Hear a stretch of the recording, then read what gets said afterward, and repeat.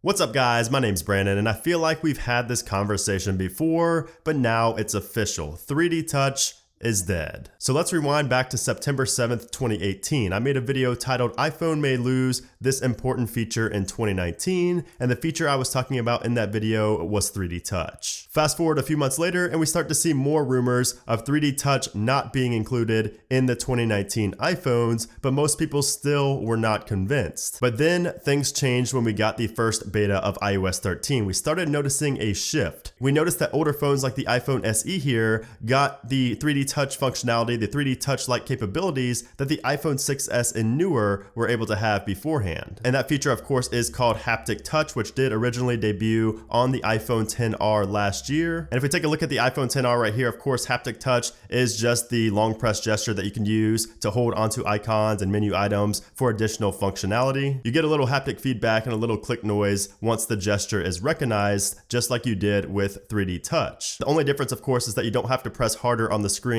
to invoke the actions. So anyways, as we got further into the beta stages of iOS 13, things got even more concerning for 3D Touch, and we could start to see where Apple was headed. So users with pressure sensitive screens like me, especially on my iPhone 8 Plus, my iPhone 6s, my iPhone XS Max, we were all noticing that 3D Touch just did not feel the same as it did in iOS 12 and any previous version. It just felt like Haptic Touch, even though we're using a device with a pressure sensitive screen that's capable of utilizing 3D Touch, just wasn't using it. It was just using Haptic Touch instead of 3D Touch. It's like Apple was just favoring it and not letting us use what we paid for. And if we take my iPhone XS Max here, which by the way is on iOS 13, and we go into our accessibility settings, touch, you can see 3D and Haptic Touch here. That was not there before in iOS 12. It just said 3D Touch because of course we were on a device that uses 3D Touch. But now it shows that it has 3D Touch and Haptic Touch, which means that it's going to alternate between the two throughout the OS, which is very confusing. So how do we know that 3D Touch is going to be discontinued? Well, because the brand new iPhone 11 Pro and 11 Pro Max come with Haptic Touch. And this is shown right here on the Apple website. And of course, this does mean that they do not have a pressure sensitive screen and will never be able to utilize 3D Touch. And this also indicates that future iPhones will also stick with Haptic Touch, unless of course some new technology comes along. But for now, we unfortunately have to say goodbye to 3D Touch and just accept that Haptic Touch is the replacement in the future. And it sucks because 3D Touch just felt more natural. So I still have my iPhone 8 Plus here on iOS 12, so I'm still able to use 3D Touch, and you can see just how fast the menu comes up. And if we compare that to my iPhone XS Max here, which also has a pressure sensitive screen, but it's on iOS 13, so it utilizes Haptic Touch over 3D Touch. Let me show you how fast this is. So you guys just saw that a little bit. I'm gonna do it again.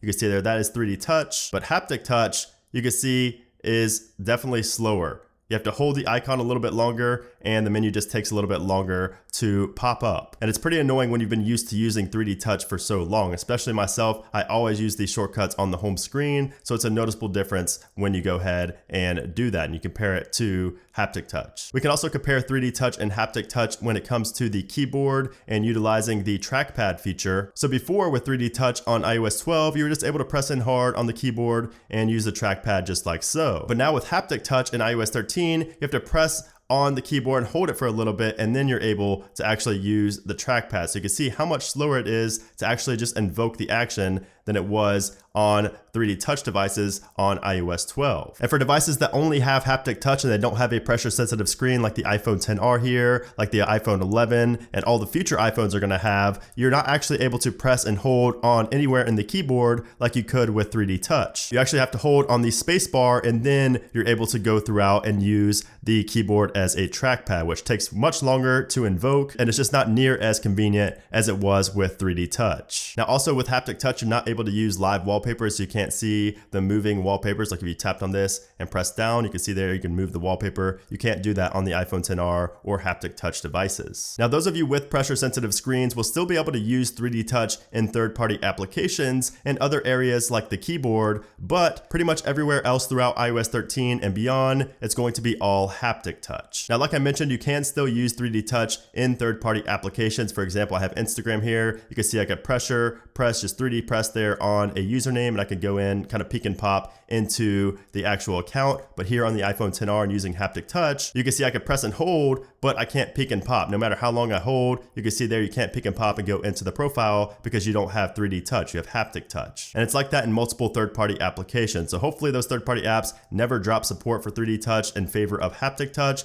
I wouldn't think that they would, but you just never know. And just so we're clear, I do like Haptic Touch for what it is and just what it brings to the table, the functionality, the additional options and things like that. But if I had to choose, one, I would definitely choose 3D Touch over Haptic Touch. I just wish that Apple gave us the option to just use one or the other on older devices. I say older, but I really mean the iPhone XS Max and older, because from now on, the iPhone 11 and possibly every iPhone into the future is not going to have 3D Touch. It's just going to utilize software and use Haptic Touch. So you just long press on icons to get that functionality. Now, of course, if you still have an iPhone SE, you are loving Haptic Touch. You never, got to realize how good 3D Touch was, but Haptic Touch kind of brings that flavor to your iPhone. It makes it feel like a whole new phone, like a modern phone, even though it's not.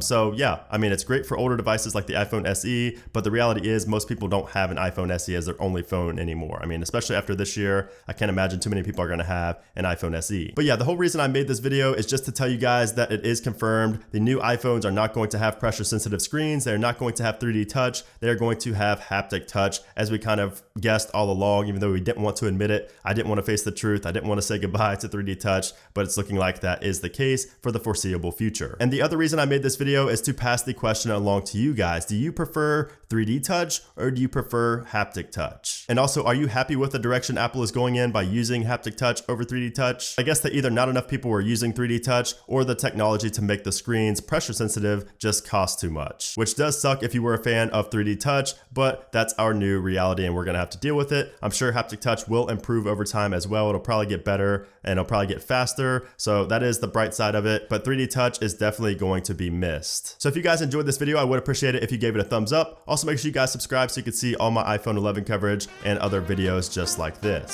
So thanks again for watching, guys, and I'll see you soon.